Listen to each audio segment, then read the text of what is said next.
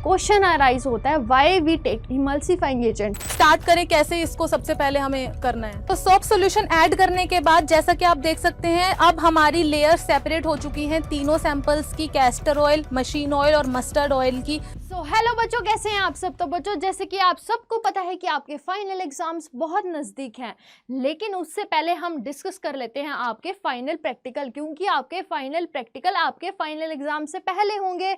तो चलिए आज हम बात करेंगे आपके फर्स्ट एक्सपेरिमेंट की, जिसका एम है to study the role of emulsifying agent in stabilising the emulsion of different oil. हम क्या करेंगे आज, इमल्शन फाइंड आउट करेंगे डिफरेंट ऑयल्स की। अब बात करते हैं हम थ्योरी की। तो बच्चों थ्योरी में क्या होता है, आप पॉइंट्स में थ्योरी लिखेंगे, आप पैराग्राफ में एग्जामिनर के सामने या फाइनल एग्जाम्स में आप पैराग्राफ में थ्योरी नहीं लिखेंगे। अगर आप पॉइंट्स में थ्योरी लिखेंगे तो डेफिनेटली आपको एक्स्ट्रा मार्क्स ज़रूर मिलेंगे। तो थ्योरी में आप क्या लिख सकते हैं, फॉर एग्जांपल इमल्शन क्या होता है।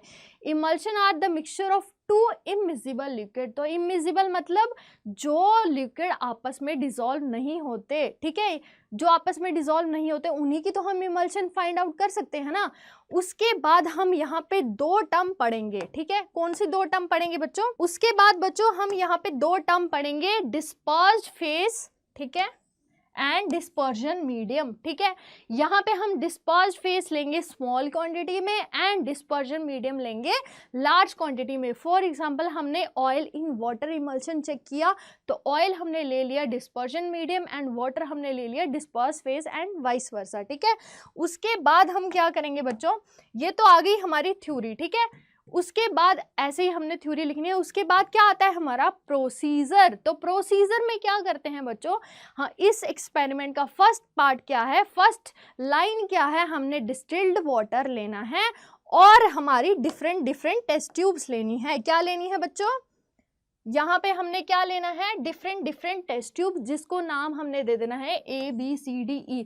जितनी भी आप ऑयल लेते हैं उतनी हमने टेस्ट ट्यूब्स ले लेनी है, जिनको हमने नाम दे देना है ABCDE। हमने यहाँ पे 3 टाइप के ऑयल ले रखे हैं, castor oil, machine oil and mustard oil. जो आपके पास अवेलेबल हो वो आप ऑयल ले सकते हैं, ठीक है बच्चों। उसके बाद क्या करना है, आपको सब में डिस्टिल्ड वाटर ऐड करना है बारी बारी करके, ठीक है। उसके बाद उसकी ऑब्जर्वेशन नोट डाउन करनी है। ये आपको ब्रीफ में पूरा एक्सपेरिमेंट करवा के दिखाऊंगी लैब में जाके। तो सबसे पहले आपको देख लो, आपको प्रोसीजर कैसे लिखना है, लाइन बाय लाइन लिखना है, ठीक है। उसके बाद बच्चों हमने क्या करना है, प्रोसीजर, अब प्रोसीजर हो गया, एक बार हमने डिस्टिल्ड वाटर में कर लिया, ठीक है, सारी टेस्ट ट्यूब में डिस्टिल्ड वाटर डालिए, शेक कर लिया, ऑब्जर्वेशन ले ली।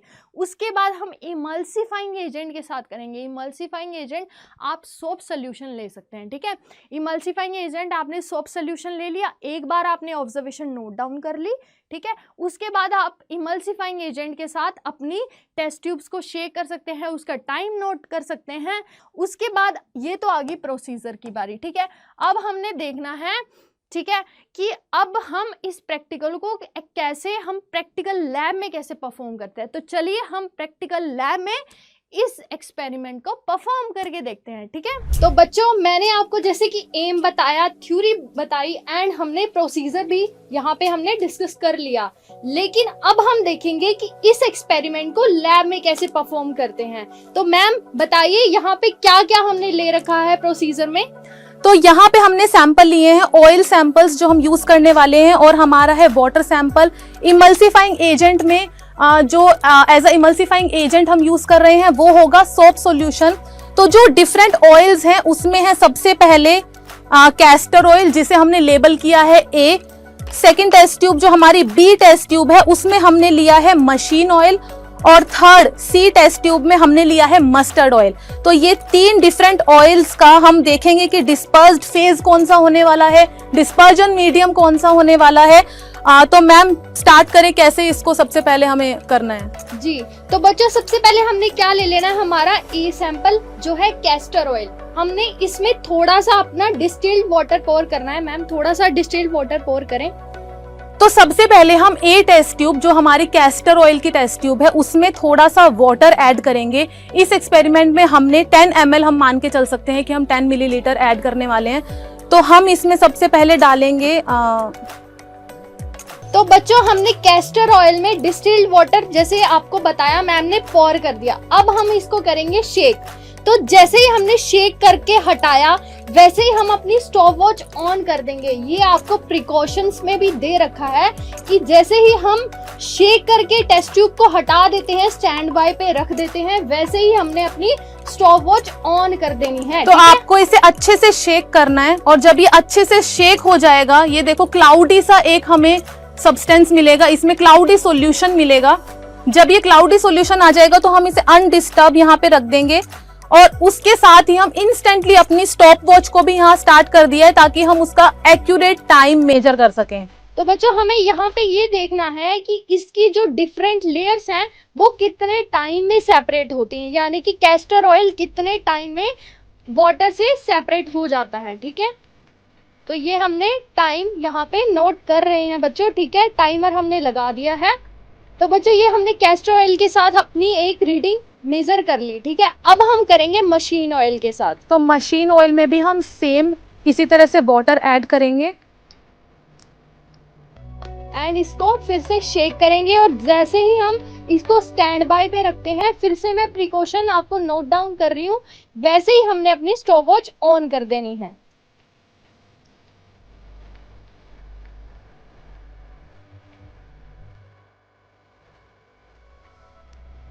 तो अब हम इसको सेटल डाउन होने के लिए छोड़ देते हैं बच्चों।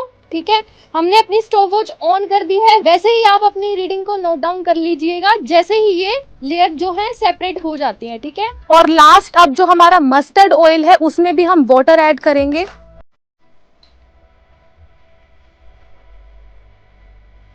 सेम प्रोसेस रिपीट होगा, हम इसे शेक करेंगे। इसी के साथ ही हम इंस्टेंटली अपनी स्टॉप वॉच को ऑन करेंगे और देखेंगे कि कितना टाइम लगता है दोनों लेयर्स को सेपरेट होने में। इसे हमने रख दिया है अनडिस्टर्ब।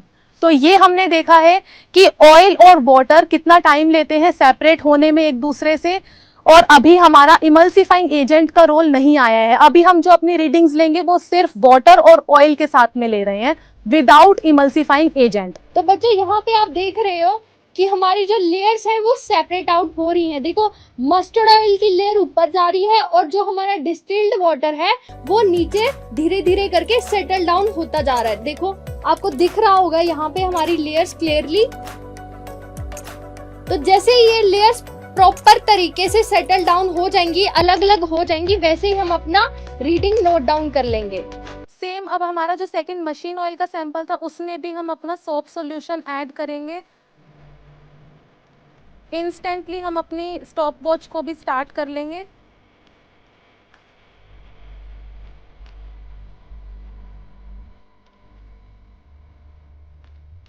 अब जो हमारा मस्टर्ड ऑयल का सैंपल था, जिसे प्रीवियसली जो हमने इससे पहले किया था सबसे ज़्यादा टाइम लगा था सेपरेट होने में, उसमें हम सोप सॉल्यूशन ऐड करेंगे।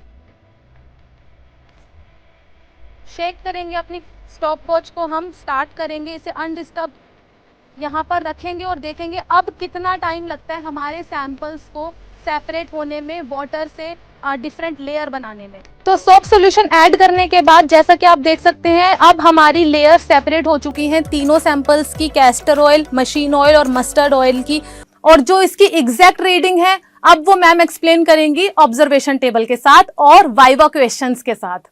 तो चलो बच्चों हमने एक्सपेरिमेंट तो परफॉर्म करके देख लिया लैब में, लेकिन अब हम देखते हैं कि हमारी ऑब्जर्वेशन क्या आई है। ठीक है, तो बच्चों हमने लिया था कौन से 3 ऑयल लिए थे, कैस्टर ऑयल लिया था, मस्टर्ड ऑयल लिया था और मशीन ऑयल लिया था। ठीक है, तो कैस्टर ऑयल में विद सोप डिटर्जेंट या विद सोप सोल्यूशन हमें कितना टाइम लगा, 1 मिनट और 8 सेकेंड। ठीक है, उसके बाद अगर हम विदाउट सोप देखें उसका टाइमिंग तो वो हमें लगा कुछ 50 सेकेंड्स के अराउंड। ठीक है, मस्टर्ड ऑयल में 1 मिनट एंड 35 सेकेंड्स। ठीक है, अगर हम विदाउट सोप देखें, विदाउट सोप सोल्यूशन जब हमने ऑब्जर्वेशन नोट की या टाइमिंग हमने नोट किया तो 1 मिनट का।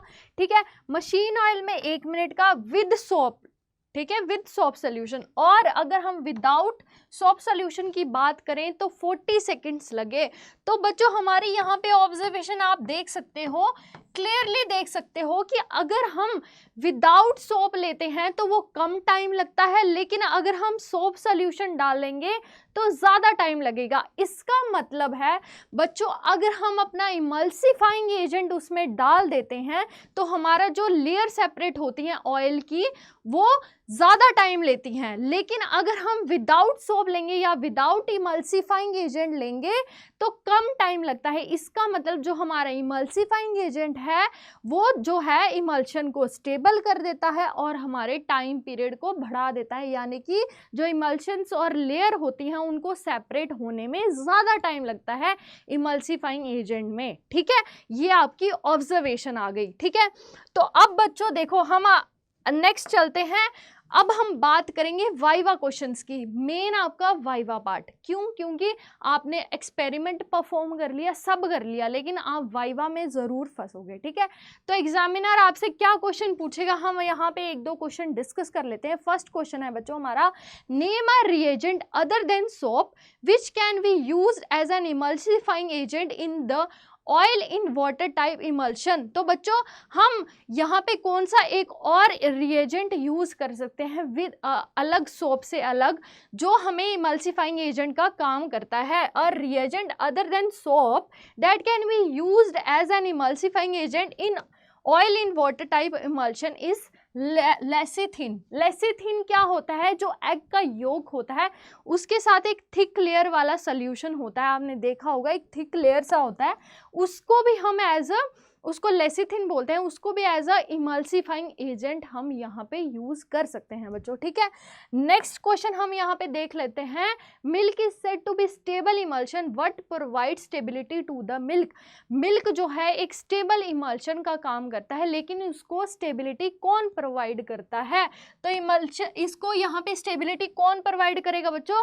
क्योंकि कैसीन उसमें क्या होता है? डिजॉल्व होता है, कैसीन उसमें प्रेजेंट होता है मिल्क में। ठीक है, ऑलरेडी प्रेजेंट होता है, जिसकी वजह से वो एक नेचुरल, ठीक है, इमल्सिफाइंग जो वो एक स्टेबल इमल्शन का काम करता है। ठीक है, देखो यहाँ पे हमारा कैसीन जो है वो नेचुरली इमल्सिफाइंग एजेंट है, इसीलिए मिल्क जो है वो एक स्टेबल इमल्शन होता है, क्योंकि वो डिज़ोल्व हो जाता है, ऑयल डिज़ोल्व नहीं होता।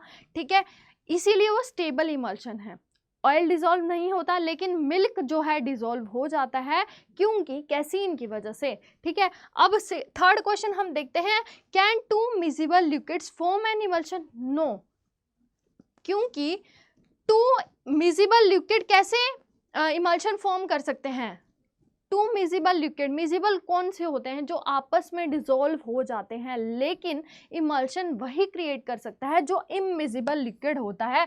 तो उसका आंसर क्लियरली बच्चों नो होगा। No two miscible liquid can not form an emulsion as emulsion are formed by only immiscible liquids, क्योंकि वो आपस में डिसॉल्व नहीं होते। इमिजिबल लिक्विड्स मैंने आपको बताया क्या होते हैं, जो आपस में डिसॉल्व नहीं होते उनको बोलते हैं इमिजिबल लिक्विड्स, और वही इमल्शन जो है वो प्रोवाइड करते हैं। तो बच्चों ये थे आपके कुछ वाइवा क्वेश्चंस। ठीक है, अब देखो ये हमारे कुछ वाइवा क्वेश्चंस आ गए। अगर आपको और भी वाइवा क्वेश्चंस चाहिए हैं तो आप कमेंट सेक्शन में कमेंट कर सकते हैं, हम आपको PDF प्रोवाइड करवा देंगे। तो बच्चों आई होप आपको आज का एक्सपेरिमेंट अच्छा लगा हो। ठीक है, ऐसे ही आगे बढ़ते रहें, पढ़ते रहें। Thank you.